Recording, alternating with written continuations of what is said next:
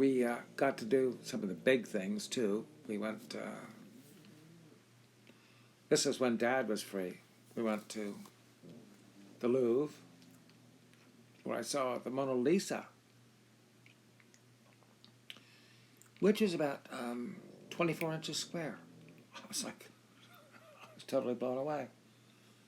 The most famous painting in the world, and it was tiny. I saw the other stuff too. It's like most of the stuff from like the era of Louis XIV was like really big, and then there were like the Renaissance people like Rubens, and they were like even bigger. I've never seen such large breasts on anything in my life as I saw in Rubens paintings. And we got tired walking around. My parents didn't seem to realize this. They thought that we could just be dragged around everywhere because we had to see everything. And so we saw everything.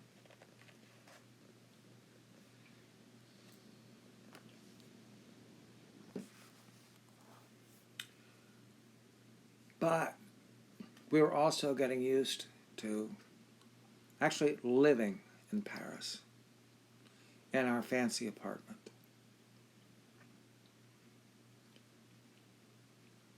My sister and I both had our own bedrooms. We each had a narrow bed with like a 3-inch mattress, but we had a balcony. We got to look down on like some little formal garden down below. Nobody talked to us because we were Americans. And, well, the only opportunity we ever had to talk to anybody was in the elevator, which was, the size of like a death prison cell. It had a door that opened, you got into it, and then you like waited for it to start, and you like came up to your floor, and you got out, and you were like sitting next to people who were French, and looked at you and knew that you were Americans and didn't talk to you. This is pretty much how life is for Americans in Paris at this time, even though the most popular place on the Champs-Élysées was called the American Drugstore. Never figured out why that was. I think it was the place where you could only get like faintly American food because all the rest of the food was French and was incredibly delicate and beautiful, but it's like, it never really filled you up. It's kind of like Chinese food. Anyhow, we suffered a little bit in our Paris apartment. My dad had a very nice record player that had been left to him by the guy who was renting the apartment from, but he had just 3 albums. All of them American. One by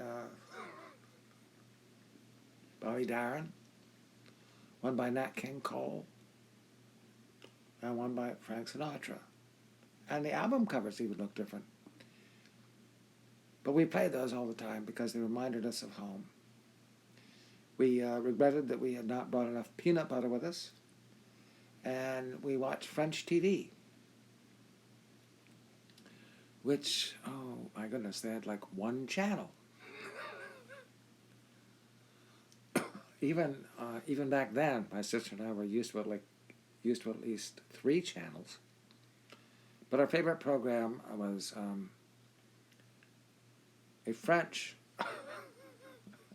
version. No, a French, subtitled version of Steve McQueen's Wanted, Dead or Alive, which most of you probably won't even remember. Steve McQueen was a bounty hunter who had a sawed-off Winchester .45 in a holster. I know, but you can still find it on the internet if you want it. And the greatest thing is to watch Steve McQueen aim his saw a 45 at a bad guy, I'd say, levez les mains. Okay, so that was all we could expect from the way of television entertainment. The rest of it was like incomprehensible talk shows with French people screaming at each other about politics.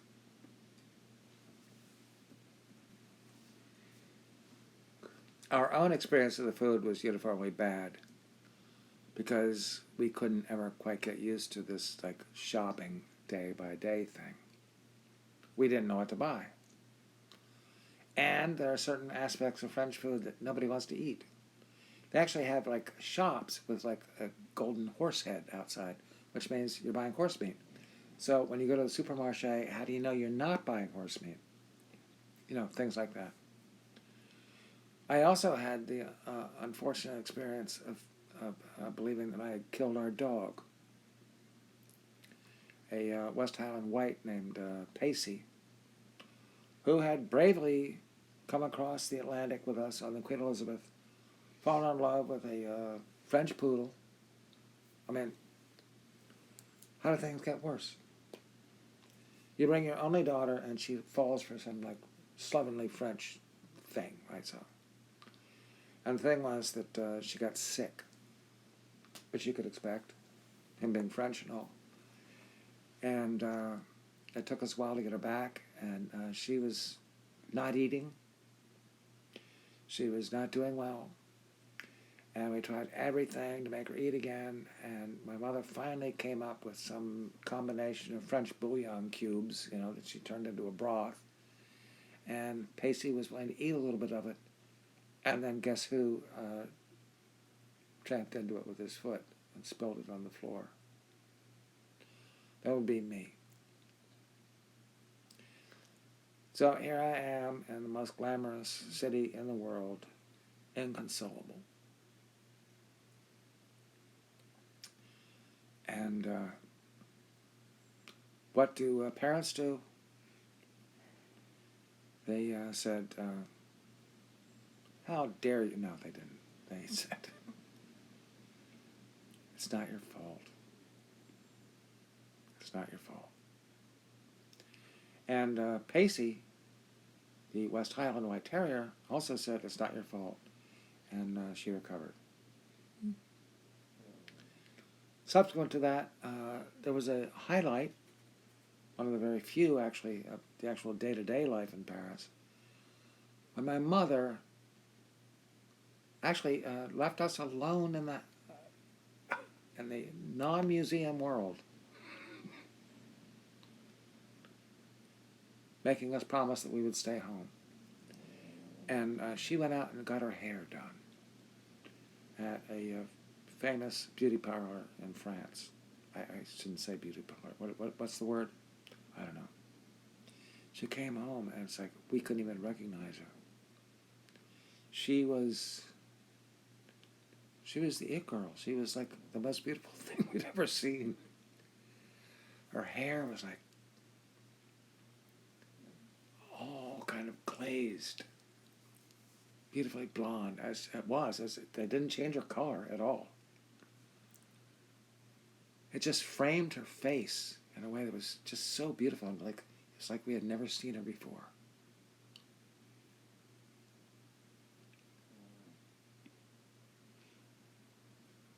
So there was that. And then we went out to dinner one night at a place just across from the Notre Dame Cathedral. We could see it all lit up. We never went inside the Notre Dame Cathedral. See, I could lie about that too. It's like, oh yes, inside. No, it was not like that. We never saw it. Just from outside. And the waiter thought he was giving my sister and me a treat by bringing us yogurt for dessert. And we both turned our noses up at it. Because we were like American scum. But he was very understanding. Les enfants, entendez. And then came the day when we had to leave Paris.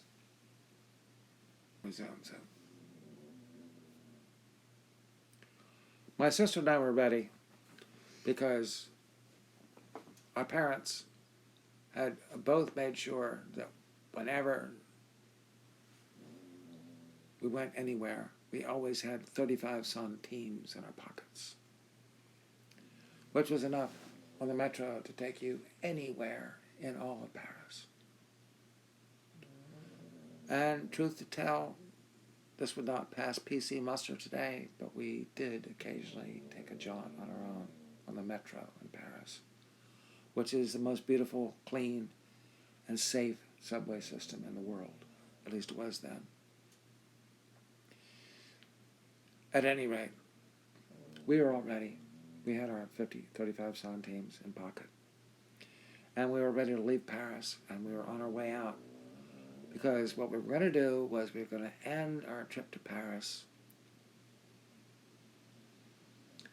with a trip through the south of France.